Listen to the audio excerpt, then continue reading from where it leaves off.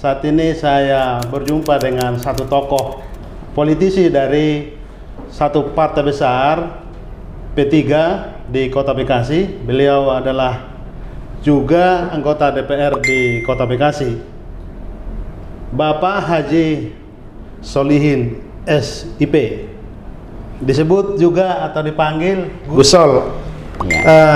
Selamat pagi nih, telah memberi ruang kesempatan untuk kami berbincang-bincang ini. Selamat pagi Bang. Saya panggil Gus ya?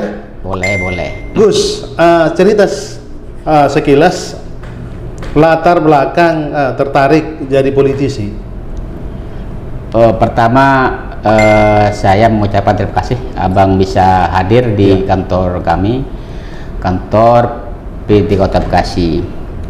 Saya latar belakangi saya masuk ke politik ini, saya ingin mengabdi kepada masyarakat. Jadi manusia itu harus memberikan manfaat kepada masyarakat. Oleh karena itu, kalau kita sebagai masyarakat biasa mungkin terbatas saya memberikan bantuan aspirasi kepada masyarakat. Tapi ketika saya masuk ke politik dan sebagai anggota DPRD, ini lebih leluasa kebijakannya untuk dirasakan oleh masyarakat Kota Bekasi. Itu Bang. Saya dengar latar belakangnya sebelum politisi pengusaha ya, entrepreneur. Oh iya, saya sebagai pengusaha itu sudah 2024 ya. 2004.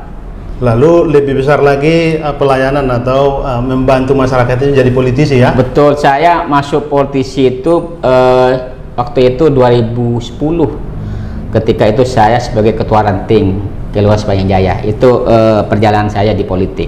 Ini Gus, P3 ini kan partai yang termasuk partai besar, termasuk partai tua di Indonesia ini.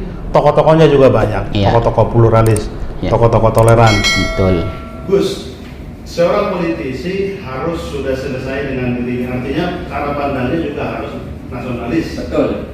Dia harus toleran. Betul. Walaupun partai yang mengusung dia atau partai yang di mana dia berada dari berbasis agama misalnya, tapi nasionalisme itu harus muncul. Terkait sebagai politisi, bagaimana Gus sebagai tokoh di Bekasi ini juga merangkul juga golongan lain, kelompok lain di luar misalnya P3.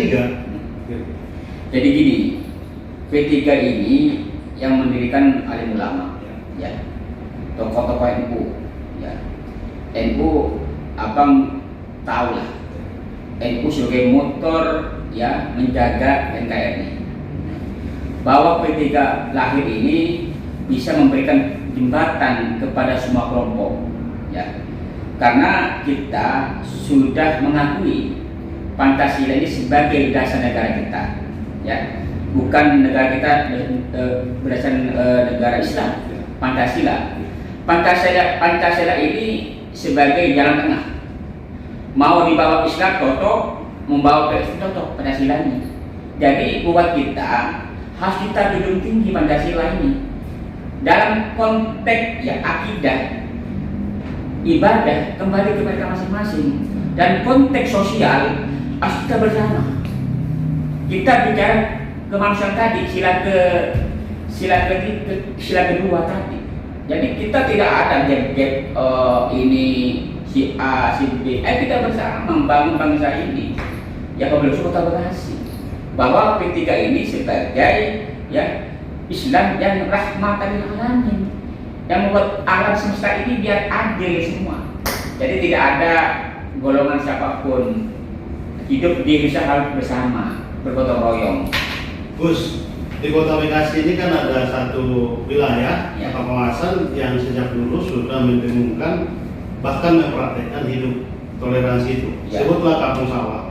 Kampung Sawah itu kan sudah berabad-abad di Pondok Melati dan Pondok Jati itu. Pondok Melati. Apa tanggapan Gus tentang hidup toleransi di Bekasi agar juga ini menjadi semacam patron begitu?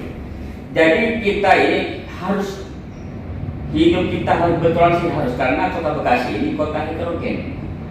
Semua agama, semua etnis ada di Kota Bekasi. Jadi kalau kita tidak toleransi Bang, tidak menghargai pendapat orang, tidak menghargai aspirasi orang lain, ini tidak besar Bang. Bagaimana kita harus besar? Harus kita harus menerima perbedaan. Perbedaan itu bukan pertentangan. Perbedaan itu harus kita bersatu. Tuhan itu memang sudah kesayang perbedaan agar kita perbedaan itu biar kita punya punya pemikiran, perkembangan pemikiran ini nanti disatukan satu wadah, yaitu Pancasila ini.